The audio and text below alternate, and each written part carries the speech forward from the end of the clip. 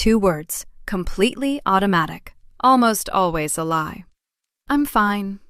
Today we're going to talk about why, if we grew up as Gen X women, we already know we're tough.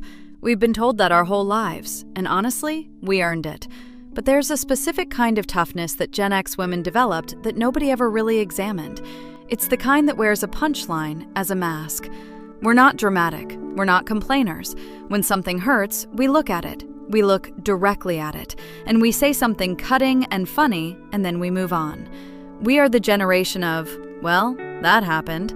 The generation of, it's fine, I'm fine, we're fine, everything is fine, said while clearly nothing is fine.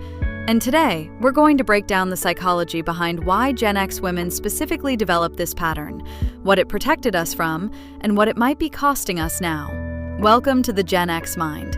Let's get into it. First, we learned to perform okay before we knew what that meant. A lot of us came home to empty houses after school. We let ourselves in, made a snack, did our homework, and waited. Nobody asked how our day was. Nobody noticed if something was wrong. And very early, we learned something that most kids never have to learn. Showing that we were struggling didn't help. Nothing happened when we showed it, so we stopped showing it. But humans, especially kids, need to process what they feel. The emotion doesn't disappear just because we don't show it. It goes somewhere. For Gen X girls, it went into humor. Dark humor, self-deprecating humor, gallows humor, the kind that says, I see exactly how bad this is, and I refuse to be destroyed by it. That humor was a coping mechanism, and in a childhood where nobody was watching, it actually worked. Second, Gen X women were specifically trained to keep it together. The 80s and 90s had a very clear message for girls. Be capable, be low maintenance, don't make everything about us. The cultural icons we grew up with, the women in movies and TV, they were tough. They didn't cry. They rolled their eyes and delivered a one-liner. They were funny. They were fine. They handled it. And we absorbed that. By the time we were teenagers, needing emotional support felt embarrassing. Admitting that something really hurt felt like weakness. Being vulnerable in public felt like a mistake. So what did we do with the hard stuff? We made it funny. A joke creates distance between us and the pain. It lets us acknowledge what happened without having to feel it in front of other people. It signals, I'm handling it, without ever having to actually handle it. The problem is, distance is not the same as healing. If this is hitting closer than you expected, stay with me, because the next part is where it gets really specific. Third, the humor became so automatic that it started happening before the feeling even had a chance to arrive. Psychologists call this a preemptive coping mechanism. We don't wait to feel the pain and then joke about it. We sense the pain coming, and we get the joke in first. Which means at some point, we stopped being people who use humor to cope and became people who use humor to avoid. There's a difference. Coping humor says, this hurt and I'm going to survive it anyway. Avoidance humor says, this hurt and I'm never going to acknowledge that. Gen X women are incredibly good at avoidance humor. We have decades of practice.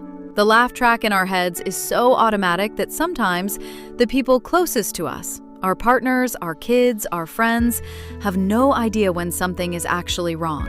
Because we're always funny.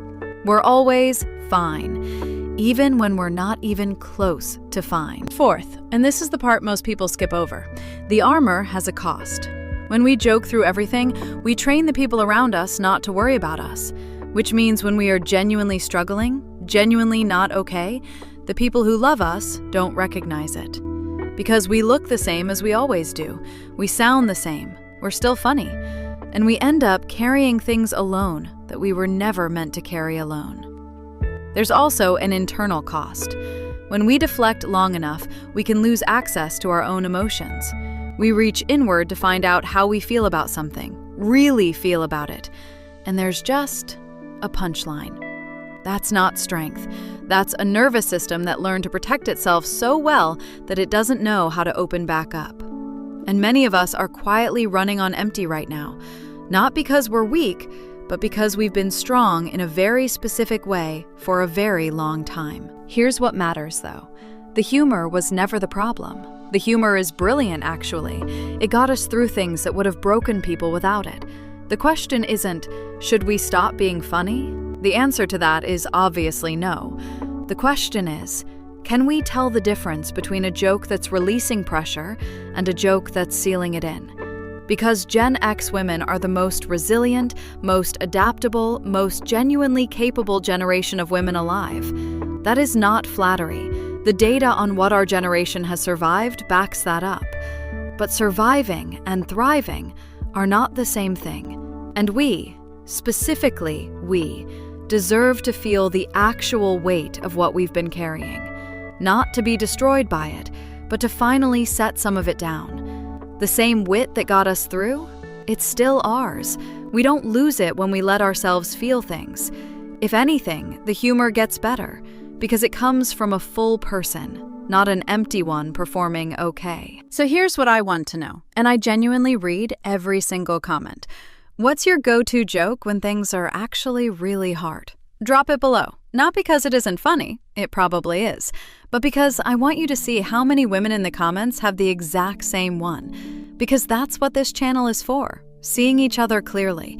If this video finally said something you've been carrying for years, hit the like button. It genuinely helps this channel reach the Gen X women who need it. And subscribe if you want more, because we're just getting started. See you in the next one.